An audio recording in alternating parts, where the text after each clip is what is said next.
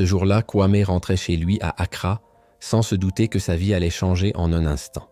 Les rues de la capitale ghanéenne étaient toujours animées, avec le bruit des klaxons et des vendeurs de plantains frits. À l'arrière de sa Mercedes flambant neuve, il scrollait sur son téléphone, l'esprit ailleurs. Au carrefour, la voiture ralentit à cause des embouteillages. En levant les yeux, son cœur fit un bond. Sur le trottoir poussiéreux, une femme était assise, serrant 2 enfants contre elle. Épuisé, l'un des garçons s'essuyait le visage avec sa main, tandis que l'autre restait figé, le regard dans le vide. Une douleur étrange traversa sa poitrine. Il fronça les sourcils. Qui était cette femme en détresse, avec ses 2 enfants accrochés à elle comme à leur dernier refuge?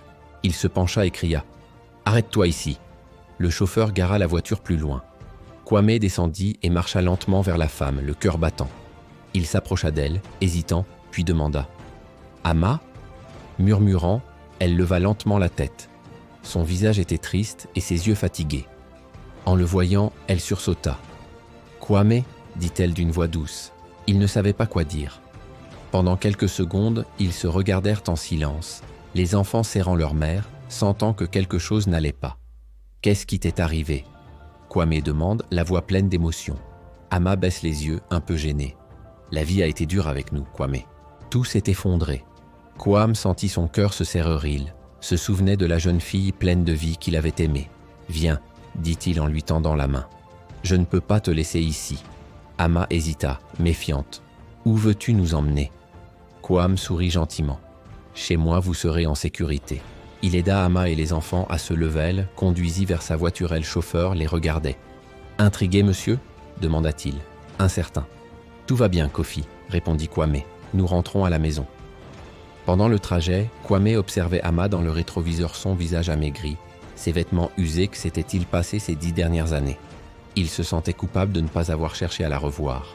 Arrivé dans sa villa luxueuse, Kwame installa Ama et les enfants dans une chambre d'amis. « Reposez-vous, » dit-il doucement. « Nous parlerons demain. » Ama hocha la tête, reconnaissante. Le lendemain matin, Kwame trouva Ama sur la terrasse, contemplant le jardin verdoyant.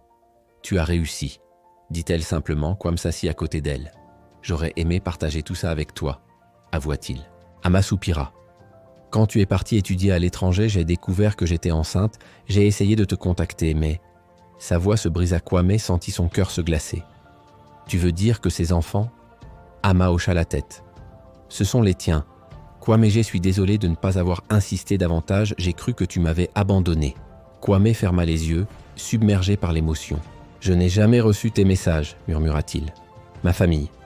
Ils ont dû les intercepter, ils n'approuvaient pas notre relation. » Ama le regarda surprise. « Alors tu ne savais pas ?» Kwame secoua la tête. « Si j'avais su, je serais revenu immédiatement, je t'aimais. » « Ama, je n'ai jamais cessé de penser à toi. » Des larmes coulèrent sur ses joues. Ama prit sa main dans la sienne. « Le destin nous a séparés, mais il nous a aussi réunis, » dit-elle doucement. « Peut-être est-ce une seconde chance ?» Kwame la regarda, plein d'espoir.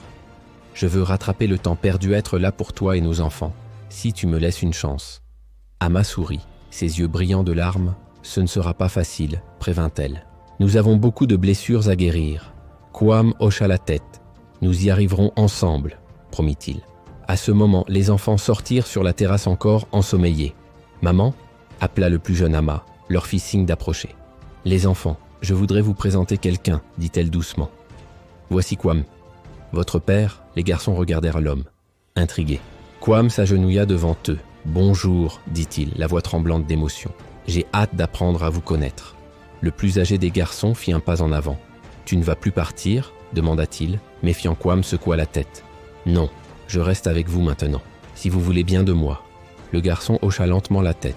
Ama observait la scène, le cœur serré. Elle n'aurait jamais imaginé ce dénouement quand elle mendiait dans les rues d'Accra. La vie lui offrait une seconde chance. Kwame se releva et prit la main d'Ama. « Nous allons reconstruire notre famille, » dit-il, pas à pas, jour après jour.